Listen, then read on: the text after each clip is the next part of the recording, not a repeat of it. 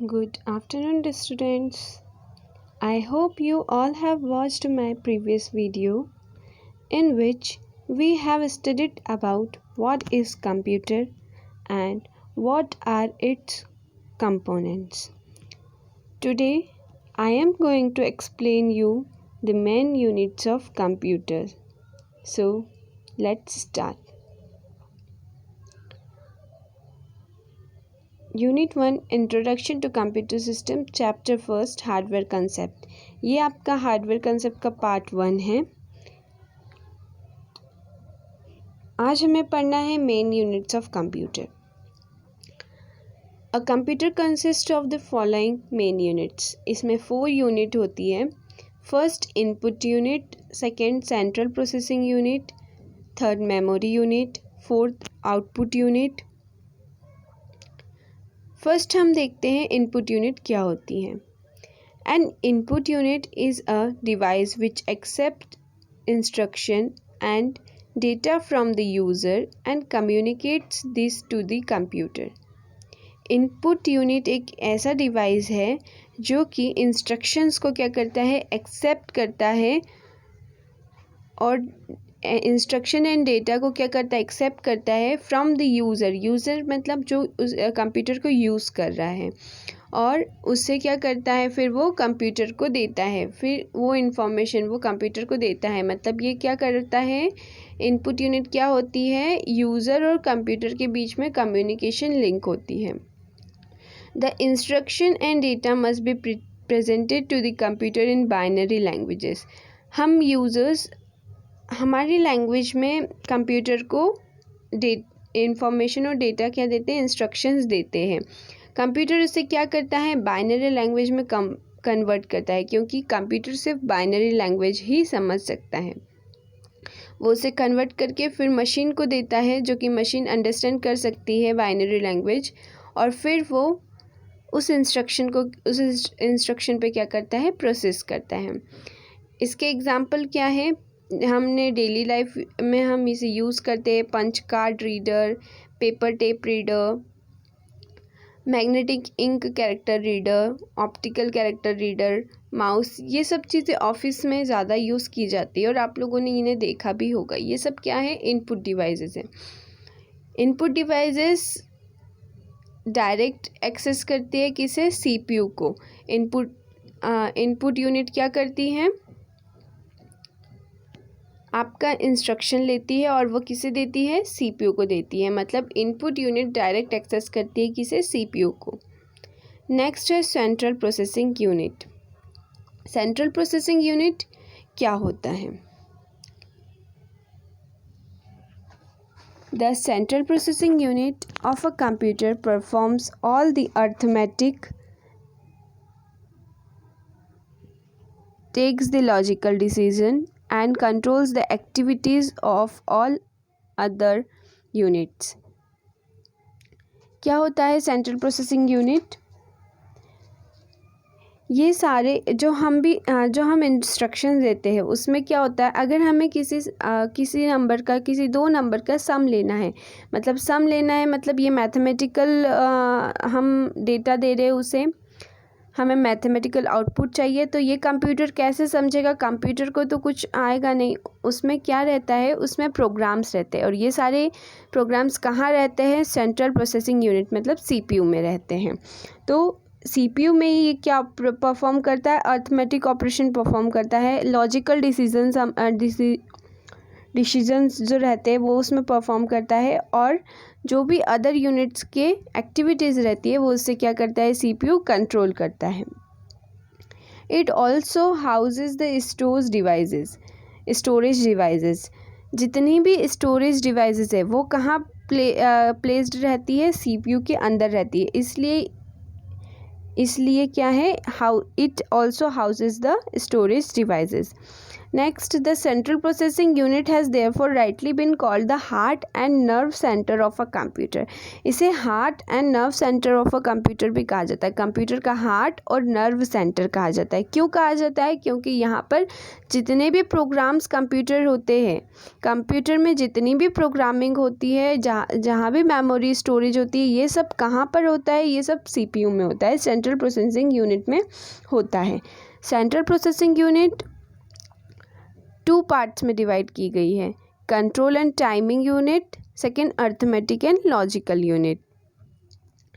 Control and timing unit क्या होती है? It is the most complex unit and work as a traffic police. It generates the timing and control signal for performing various micro operation. जैसे आपने traffic police को देखा है, ये क्या करते हैं? किसी मतलब ट्रैफिक होने से ये क्या रोकते हैं? मतलब यही काम CPU कैसे करेगा? CPU में CTO है। CTO क्या काम करता है कि जितने भी डेटा है सबको क्या देता है? एक पर्टिकुलर टाइम देता है कि इतने टाइम में, एक पर्टिकुलर टाइम में एक ही डाटा रन करेगा, इससे ज़्यादा डाटा रन नहीं कर सकता। अगर मल्टीपल डेटा साथ में रन करेंगे तो हमारा सिस्टम क्या हो सकता है? क्रैश हो सकता है। हमारे प्रोग्राम, हमारा जो डेटा है, हमें प्रॉपर आउटपुट नहीं मिलेगा। तो ये सब कंट्रोल एंड टाइमिंग यूनिट क्या करती है? इसे मैनेज करती है। नेक्स्ट है arithmetic and logical unit, ALU. As the name indicates that ALU perform all arithmetic operation like add, subtract, multiply, divide, etc. जैसा कि हम इसके नाम से ही देख रहे हैं, ALU में क्या होता है? ये अर्थमेटिक ऑपरेशन परफॉर्म करता है और लॉजिकल ऑपरेशन परफॉर्म करता है। मतलब हम जितने भी इंस्ट्रक्शन उसे अर्थमेटिक परफॉर्मेंस के लिए देगी या लॉजिकल परफॉर्मेंस के लिए देंगे, वो कहाँ जाएंगे? ALU में जाएंगे। तो अर्थमेटिक में हम क्या क्या दे सकते हैं? मैथमेटिकल कैलकुलेशन दे सकते हैं, जैसे कि एडिशन, सब्ट्रैक्शन, मल्टीप्लिकेशन, डिवीजन, और भी ऐसे जितने भी मैथमेटिकल कैलकुलेशन होते हैं, ये सब कहाँ जाते हैं? अर्थमेटिक यूनिट में। और लॉजिकल यूनिट में क्या जाते हैं? लॉजिकल ऑपरेशन जाते हैं। जैसे हमें किसी दो चीज़ को कंपेयर करना हो, शिफ्ट करना हो, रोटेट करना हो, तो ये सब कौन परफॉर्म करता है? लॉजिकल यूनिट परफॉर्म करती है। अब ALU में भी, ALU का जो हार्डवेयर सेक्शन रहता है, उसमें उसके पार्ट्स है adder, accumulator, generally purpose scratch pad registered, counter, shifter and complementer. सबसे पहले हम देखते हैं एडर। एडर क्या होता है? The circuit specially design for adding 2 numbers and giving result. Adder मतलब ऐड करना। तो ये सर्किट क्यों बनाया गया है? सिर्फ और सिर्फ एडिशन के लिए बनाया है। किसी भी 2 नंबर को अगर आपको ऐड करना है तो ये कौन से हार्डवेयर के पास जाएगा? एडर के पास जाएगा। एडर इसमें इसे 2 नंबर को ऐड करेगा और फिर आपको रिजल्ट देगा। एक्यूमुलेटर क्या होता है? It is the most frequently used register for calculation. This register hold the initial data to be operated upon, the intermediate result and also the final of processing operation. Accumulator क्या है? Most frequently used register है। Register क्या होता है? Register एक ऐसा part होता है जहाँ पर क्या होता है? मेमोरी स्टोर की जाती है। कोई भी आपका डेटा है तो वो कहाँ जाके स्टोर होगा? रजिस्टर में जाके स्टोर होगा। तो ये रजिस्टर, एक्यूमुलेटर क्या है? एक ऐसा रजिस्टर है जो कि क्या करता है? इनिशियली में डाटा को क्या करता है? होल्ड करता है, उसे स्टोर करता है और उस पर प्रोसेस करके ऑपरेशन करके फिर उसका क्या देता है? रिजल्ट देता है। It is use during execution of most instruction. ये ज़्यादातर कब यूज़ किया जाता है? जब आप कोई इंस्ट्रक्शन दे रहे हो तो उसके एग्जीक्यूशन के टाइम पे आपने इंस्ट्रक्शन दिया और उसी टाइम पर जो रजिस्टर यूज़ होता है वो होता है एक्यूमुलेटर। जनरली यहाँ पर एक से ज़्यादा एक्यूमुलेटर कंप्यूटर में यूज़ किए जाते हैं। अब इसके बाद है general purpose scratch pad register. ये क्या होता है? This registers store data and intermediate result during the execution of a program. इस रजिस्टर में क्या होता है? डेटा स्टोर होता है और प्रोग्राम के एग्जीक्यूशन के टाइम पर ही क्या होता है? इंटरमीडिएट होता है और फिर आपको रिजल्ट देता है। काउंटर क्या होता है?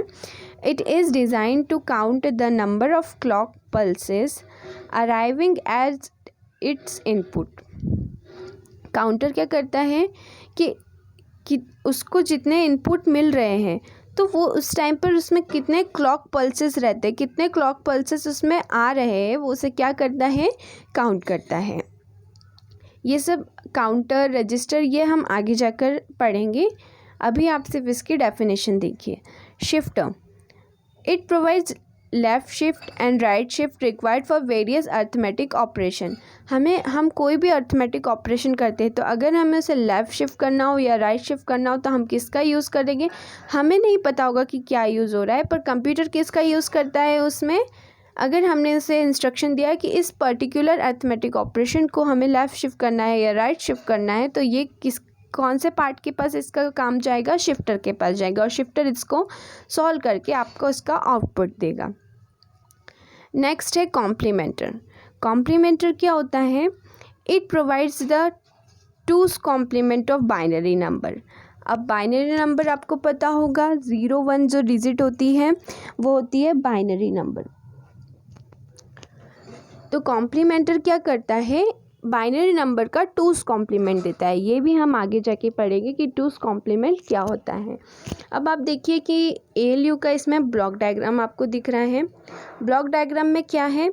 सेंटर में है एडर, एक्यूमुलेटर, जिनसे 2 रजिस्टर कनेक्टेड है। एक्यूमुलेटर क्या होता है? रजिस्टर होता है। तो एक्यूमुलेटर किससे कनेक्टेड है? डायरेक्ट कनेक्टेड रजिस्टर से है। जो भी इंफॉर्मेशन रहेगी वो रजिस्टर्स में क्या होगी? स्टोर होगी। फिर इधर आपको लेफ़्ट साइड में दिख रहा है स्क्रैच पैड रजिस्टर्स। यहाँ पर क्या है? स्क्रैच पैड रजिस्टर्स हैं। राइट साइड में आपको दिख रहा है काउंटर, शिफ्टर, कॉम्प्लीमेंटर।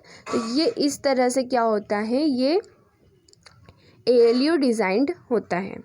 नेक्स्ट है मेमोरी यूनिट। मेमोरी से आप क्या समझते हैं? मेमोरी मतलब जहाँ पर कोई भी चीज़ स्टोर होती है उसे क्या कहते हैं? मेमोरी। तो memory unit as its name suggest it stores all the instruction and data and is also called the primary storage और मेन मेमोरी और द इंटरमीडिएट मेमोरी। मेमोरी में क्या होता है? इंस्ट्रक्शन क्या होते हैं? स्टोर्स होते हैं। डेटा क्या होते हैं? स्टोर होते हैं। और इसे हम क्या कहते हैं?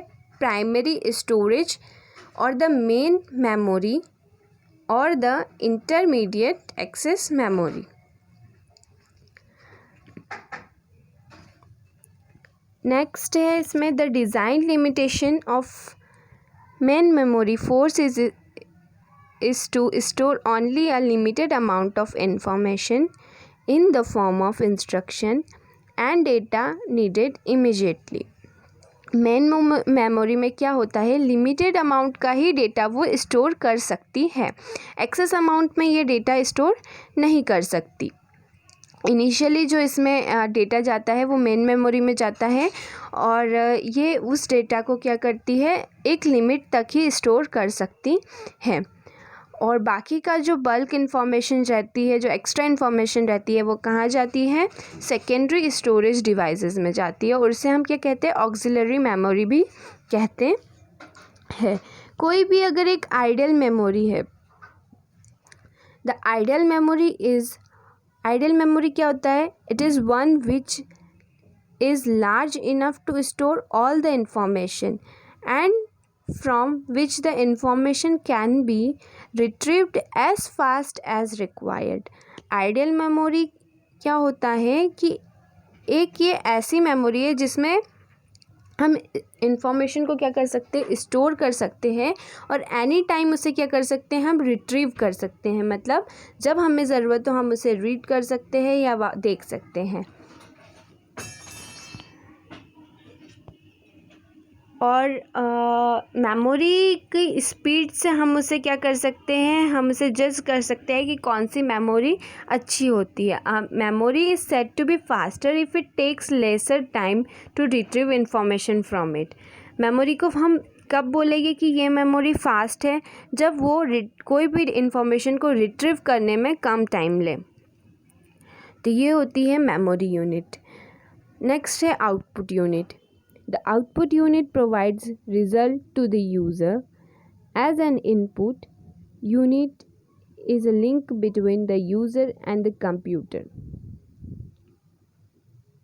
आउटपुट यूनिट क्या होती है, ये भी इनपुट यूनिट की तरह ही यूज़र और कंप्यूटर के बीच की क्या होती है, लिंक होती है. उनमें क्या करवाती है, कम्युनिकेशन करवाता है.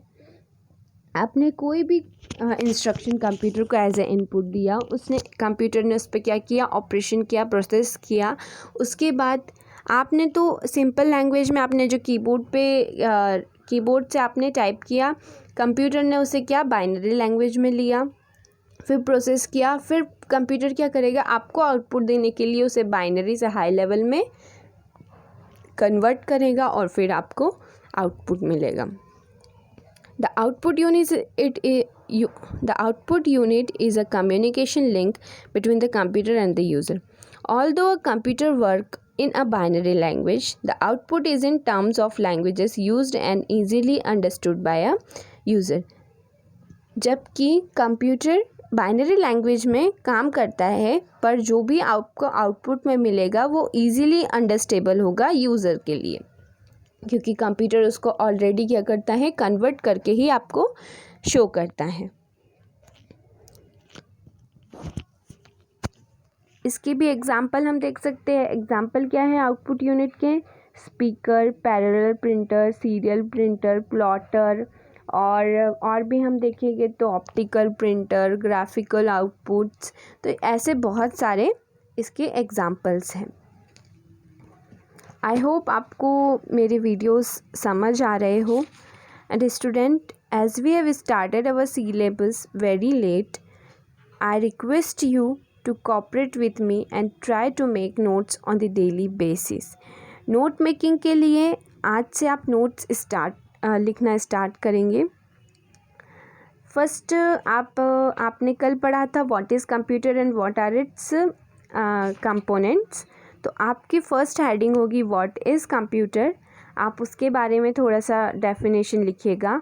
और व्हाट आर इट्स कंपोनेंट में आप क्या लिखेंगे, कंपोनेंट में तो आज ही जो हमने कल कंपोनेंट्स वीडियो में देखे थे वो आप लिखेंगे. और फिर उसके बाद आप लिखेंगे मेन यूनिट्स. तो मेन यूनिट्स में आज का जितना भी हमारा लेक्चर है ये आप पूरा नोट डाउन कीजिएगा. Thank you students.